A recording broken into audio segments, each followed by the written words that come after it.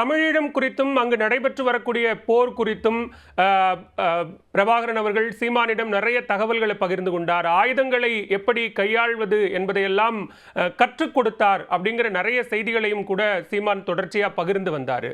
அப்படியே அதற்கான வாய்ப்பு இல்லை. அதாவது இவருக்கு கற்றுக் கொடுக்கறதுக்கோ இவருக்கு பயிற்சி கொடுக்கறதுக்கோ ஆனா என்ன தேவை எதுவுமே இல்லையே அங்க.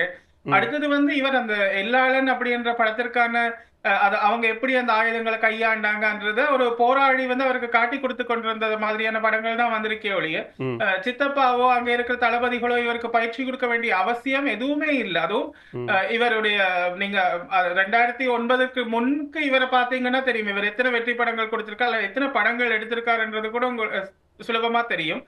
அப்ப எத்தனையோ பேர் இருக்கிற போது இவரை கூப்பிட்டு இவருக்கு பயிற்சி கொடுத்தது அப்படின்னு சொல்றது நான் நினைக்கல. யாரும் நாங்க நம்பல, இந்திய மக்கள் நம்புறதுக்கு நாங்க ஒன்றும் பண்ண முடியாதுன்றது எங்களுடைய கவலை. மிக குறிப்பா சமீப காலத்துல கடந்த 1-2 ஆண்டுகள்ல நடைபெற்ற நிகழ்வு நீங்க தொடக்கத்தில் குறிப்பிட்ட மாதிரி துவாரகாவினுடைய விஷயம். துவாரகா விவகாரத்துல சீமான் அவர்களினுடைய எதிர்வினை என்னவாக இருந்தது? அது தொடர்பாக உங்களிடம் ஏதேனும் பேசினாரா? அவர் எங்க கூட பேசலானா அவர் பேட்டிகள்ல சொல்றது நான் குடும்பத்தாருடன் பயங்கர நெருக்கமா இருக்கிறேன் அப்படி இப்படின்னு தான் சொல்லுவாரு. ஆனா இதுவரை அதாவது அப்பா கூட பேசவே இல்லை, எங்களை பார்த்ததும் இல்லை, அவர் எங்களுடைய உரையாடினதும் இல்லை. இதுவரை எந்த ஒரு சந்தர்ப்பத்திலையும் அவர் செய்ததில்லை. அதாவது சித்தப்பாவுடைய சகோதரர்கள் கூட சகோதரன் எங்கட அப்பா 2 சகோதரிகள் இருக்காங்க. எங்களுடைய குடும்பத்தோட சீமானுக்கு எந்த விதமான சம்பந்தமும் இல்லை. இவர் சித்தியுடைய அக்கா அண்ணா அவங்க 2 பேரோட தான் எப்பவுமே பழகிட்டு இருந்தாரு. அதுவும் காரணம் என்னன்னு சொன்னா அவங்க ஒரு முறை இங்கிலாந்து போயிருந்த பொழுது இவர் சீமானுடைய நெருங்கிய அவர் திருமணம் முடிக்கிறதா இருந்த ஒரு பெண்ணோட அருணா ஆண்டி பழக்கம் ஏற்படுத்தி இருந்தாங்க. அப்ப அவங்க மூலமா சீமானோட இன்னும் இவங்க நெருக்கமாகி சீமானுடைய அவரை சொல்லியிருப்பாரு அவருடைய 2வது மகனுடைய பிள்ளை பெருகால அந்த நேரத்துல எல்லாம் அங்கதான் அருணா ஆண்டி வந்திருந்தாங்க. அப்படி இவர் அவங்க குடும்பத்தோட தான் ரொம்ப நெருக்கமா இருந்தாரே ஒழிய இப்ப அவர் சித்தப்பா கூட அவங்க சொன்ன செய்திகளை தான் நேர்ல நின்று பார்த்த மாதிரி பேசினாரே ஒழிய இதுல எதுவுமே உண்மை இல்லை. அடுத்து நீங்க சொல்லக்கூடிய நபர் சீமான் திருமணம் செய்து கொள்வதாக இருந்த நபர் அப்படிங்கிறவங்க இப்போ அவருடைய மனைவியாக இருக்கக்கூடிய தேன்மொழியை சொல்றீங்களா? இல்ல அதாவது அவங்க இங்கிலாந்துல இருக்காங்க. அவங்க கணவர் இறந்துட்டாரு. இப்ப சீமானை தான் திருமணம் முடிக்கிறதா இருந்தது. அதாவது அவர் நிறைய ஈழத்து விதவைக்குத்தான் வாழ்வு கொடுப்பேன் அப்படின்னு எல்லாம் நிறைய பேர் அவர் ஏமாத்தி இருக்காரு அப்படின்றது எங்களுக்கு தெரியும். இங்க அதை பத்தின செய்திகள் நிறைய வந்தது. இப்ப நான் கூட சீமானுடைய அதாவது இவர் எப்ப அந்த சிங்கள பெண்களை கற்பழிப்பேன்னு சொன்னாரோ அதுக்கப்புறம் எங்கட வீட்டுல இவரை பத்தின எந்த ஒரு வீடியோவும் பாக்குறது இல்லை. நாங்க விஜயலட்சுமி அவங்களுடைய விவகாரம் வந்த பொழுதுதான் இவருடைய யூடியூப்ல ஒரு அந்த காணொளி மட்டும் நாங்க பார்த்தோம். பார்த்துட்டு அதுல செய்திகள் எல்லாம் பார்த்துட்டு அப்பதான் என்னுடைய அப்பா கவலைப்பட்டாரு. எவ்வளவு ஒரு கட்டுக்கோப்பா ஒரு ஒழுக்கமா இருந்த ஒரு ஆளை ஒரு தனி மனித ஒழுக்கம் இல்லாத இப்படியான ஒரு ஆள் தன்னுடைய தலைவர் அண்ணன் அப்படின்லாம் சொல்றது வேதனைக்குரிய விடயமா எங்கட அப்பா பார்த்தாரு அந்த நேரத்துல. தொடர்ச்சியா நீங்க சொன்னது போல அண்ணன் அப்படிங்கிற அந்த உறவு முறையை அதிகமாக உரிமையோடு சொல்லக்கூடிய ஒருவராக சீமான் இருக்கிறார். இன்றளவும் கூட அதை தொடர்ச்சியா சொல்லிக்கிட்டே தான் இருக்காரு. அவரை முன்னிறுத்திய ஒரு அரசியல் அப்படிங்கிறத அவர் இன்னும் தமிழ்நாட்டில் தொடர்ந்து கொண்டுதான் இருக்கிறார். அதை நீங்க எப்படி பார்க்கிறீங்க? அதாவது அவர் இந்திய மக்களுக்கு தமிழ்நாட்டில் இருக்கிற மக்களுக்கு அவருடைய பாதை தான் சரியா இருந்தது அல்லது அவர் தான் தலைவரா வேணும் அப்படின்னு சொன்னா அதற்கு நாங்க தடை போட முடியாது. ஏன்னா அவங்களுக்கு தான் தெரியும் யார் அவங்களை வழி நடத்தணும்னு சொல்லிட்டு. இந்திய அரசியலை பத்தி கதைக்கிறதுக்கான விருப்பமும் எனக்கு இல்லை. காரணம் என்ன சொன்னா அதுல எங்களுக்கு சம்பந்தம் இல்லை, எங்களால வாக்களிக்கவும் முடியாது அதுக்கு. ஆனா இவர் என்ன செய்யக்கூடாது அப்படின்னு நான் எதிர்பார்க்கிறேன்னு சொன்னா இப்ப எங்களுடைய சித்தப்பா அங்க எப்படி வச்சிருந்தாரு அவ்வளவு பேரையும். அதாவது இவர் சொல்ற சின்ன பசங்க எல்லாம் இருந்தாங்கன்னு சொன்னா அவங்களுக்கு கல்வி கொடுத்து அவங்கள மேற்படிப்பு எல்லாம் கொடுத்து அவங்கள நல்ல நிலைமையில தான் வச்சிருந்தாரு நிறைய பேர்.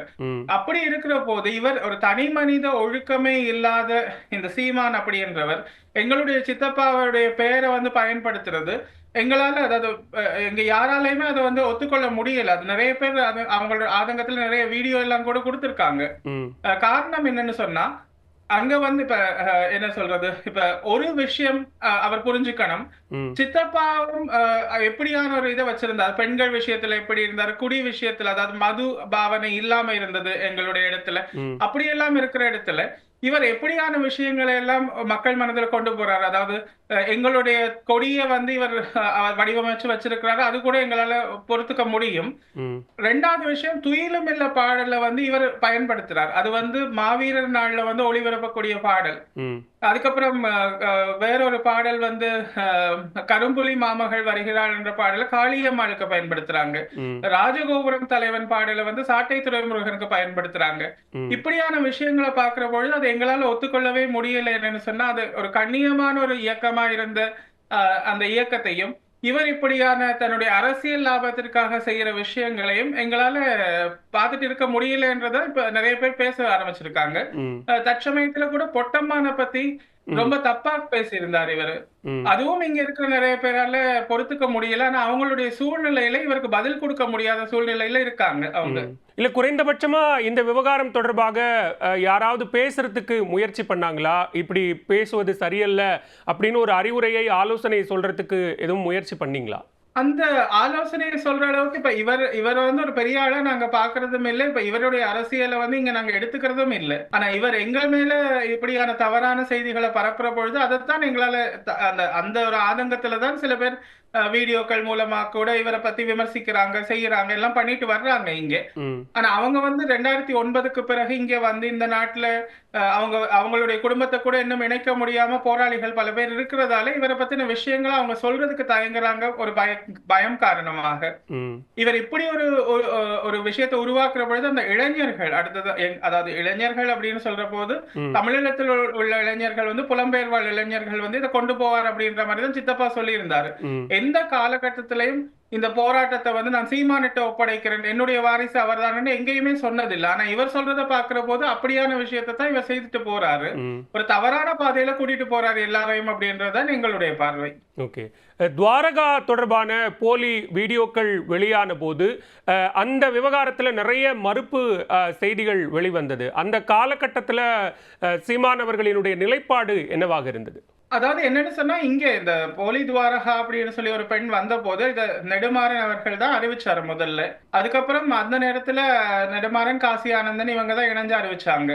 ம். அது அருணா ஆண்டி அதுக்கப்புறம் ஆகஸ்ட் மாசம் வந்து அது அவவும் அறிவிச்சா. அறிவிக்கிற போது ஏன் இவ திடீர்னு இப்படி மாறிட்டா, ஏன் இப்படி பண்றா அப்படின்னு சொல்லி நாங்க பாக்குற போது இவர் சீமான் தான் இரவிரவாக அவ மூல செலவை செய்து நீங்க சொன்னாதான் இது எடுபடும் அப்படின்னு சொல்லி இவர் அறிவிக்க வச்சிருக்காரு. அதாவது குமார் சித்தப்பா அப்படின்னு சொல்லிட்டு அருணாண்டியுடைய கணவர் மூலமாக இந்த செய்திகள் எங்களுக்கு கிடைச்சது. அந்த நேரத்துல அதாவது என்ன சொல்றது, இதை வந்து நாங்க வெளியில சொல்ல முடியாத சூழ்நிலையில இருந்த காரணம் என்னன்னு சொன்னா, இப்ப அவங்களுக்குள்ள விவாகரத்தும் அந்த பிரச்சனையும் போயிட்டு இருந்தது. அப்ப இதை வந்து நாங்க வெளியில அப்ப சீமான் என்ன செய்தார் அப்படின்னு சொன்னா, 22ஆம் தேதி நவம்பர் என்னுடைய காணொளி ஒண்ணு வெளிவந்தது. வெளிவந்த உடனே இவர் என்ன பார்த்தாருன்னு சொன்னா, ஓகே இனிமேல் நான் வந்து இத போலியான பெண்ணை வந்து நான் அண்ணனுடைய மகள் அப்படின்னு சொல்லிட்டேனா இருந்தால் இது ஒரு பெரிய விஷயத்தை கொண்டு வரும் அப்படின்றதுக்காக இவர் திடீரென்னு என்னுடைய அண்ணனுடைய மகன் கார்த்திக் சொல்லிட்டான் தானே, அப்ப நான் நம்ப முடியாதுன்ற மாதிரி ஒரு பேட்டியை கொடுத்துட்டு தந்தி தொலைக்காட்சியில வந்து சொல்லிட்டு அவர் தப்பி போயிட்டாரு. அதுக்கப்புறம் எங்களோட தொடர்பும் கொள்ளவில்லை, அவர் வந்து எதுவுமே செய்யவில்லை. ஆனா அருணாண்டிய மூல செலவை செய்து இறக்கி விட்டது இவர். கடைசியில இவர் கைவிட்டார் அப்படின்னு சொல்லிட்டு அவங்க கொஞ்ச நாள் அவங்க எல்லாம் கோபமா இருந்தாங்க. அதுக்கப்புறம் சீமானுடைய 2வது மகனுடைய பிறந்த நாளுக்கு வாழ்த்து போட்டு திருப்பி அவங்க சமரசமாகிட்டாங்க. அவர் நாங்க வீரவணக்கம் செய்த பொழுது ஒரு இரங்கல் செய்தியோ ஒரு கண்ணீர் எந்த விதமான ஒரு இதுவும் அவர் அனுப்பி வைக்கல. ஆனா எத்தனையோ பேருக்கு அவர் செய்திருக்கிறார். இப்ப EVKS இளங்கோவன் அவருடைய மரணத்திற்கும் சென்று வந்திருக்காரு. பாலச்சந்திரன் நடந்தத மகிழ்ச்சின்னு சொன்ன அவருக்கே போய் வந்திருக்கிற போது தன்னுடைய அண்ணன் மேடையில முழங்கிட்டு இருக்காரு. அப்ப எங்களுடைய சித்தப்பாக்கு இங்க வீர வணக்கம் நடக்கிறதுன்றது உலகம் முழுக்க சொல்லிதான் நாங்க செய்தோம். அப்ப அவர் நினைச்சிருந்தா ஒரு கண்ணீர் அஞ்சலியோ ஒரு இரங்கல் செய்தியோ அனுப்பி இருக்கலாமே, ஏன் அனுப்பல? இவங்களோட பயம் என்ன, எங்கள் பக்கம் வந்துட்டார் அப்படின்னு சொன்னா இவங்களை எப்படி முகம் கொடுக்கறதுன்றதுக்காக தான் அவர் அப்படி சொல்லாம இருந்தாரு.